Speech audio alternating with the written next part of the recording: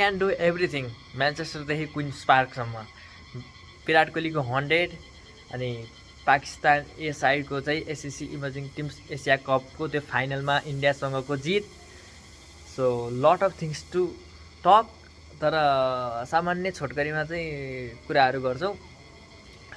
इङ्ल्यान्डले 592को त्यो टोटल बनाएको, at the in चाहिँ म्याच ड्र भयो म्यान्चेस्टरमा। सो चौथो र पाँचौँ दिन चाहिँ पानीको कारणले पाँचौँ दिन खेलै भएन, चौथो दिनमा चाहिँ अलिकति खेल भएको थियो, तर at the end match draw भयो। यो सँगसँगै एसएस पनि रिटेन गर्यो अस्ट्रेलियन साइडले।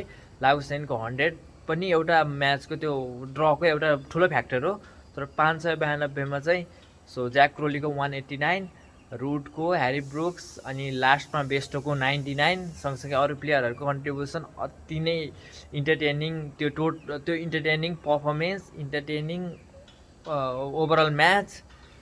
एट द इन्ड अस्ट्रेलियाले चाहिँ एसएस रिटेन गर्यो। अब 5th टेस्टका लागि पनि स्क्वाड अनाउन्स भइसकेको छ।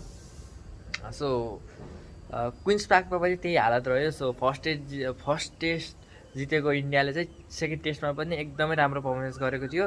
इभन उनीहरूको सेकेन्ड इनिङको ब्याटिङ पनि यस्तो एग्रेसिभ खेलेका थिए। अनि साथमा ईशान किसानले चाहिँ सो सेकेन्ड इनिङमा गएर एउटा 50 गरे। सो एउटा T20 वाला 50 भनौँ, T20 फर्मेटमा जुन किसिमले 50 लगाइन्छ। साथमा हाम्रो रोहित शर्मा क्याप्टेन अनि एसएसपी जसल डेब्युटेन्टको चाहिँ अति नै बवाल यो सिरिज रह्यो। तर एट द इन्ड 5औँ दिन खेल नहुनका कारण चाहिँ सेकेन्ड टेस्ट म्याच पनि ड्र भयो। एट द इन्ड 1-0 चाहिँ इन्डियाले टेस्ट सिरिज जित्यो। सो सेकेन्ड टेस्टको चाहिँ मेन कुरा भनेको विराट कोहलीको 100। सो फाइनल्ली हामीले ओभरसिज 100 चाहिँ देख्न पायौँ विराट कोहलीको। यो चाहिँ एकदमै खुसीको खबर। सो इन्डियामा हुँदैछ अबको world cup, Virat Kohli is in good form.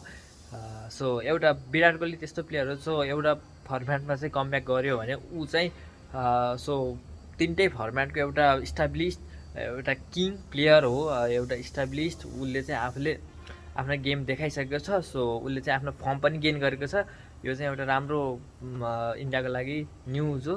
अनि विराट कोहलीबाट धेरै नै झन् एक्सपेक्टेसन बढेको छ अब आउने वर्ल्ड कपमा।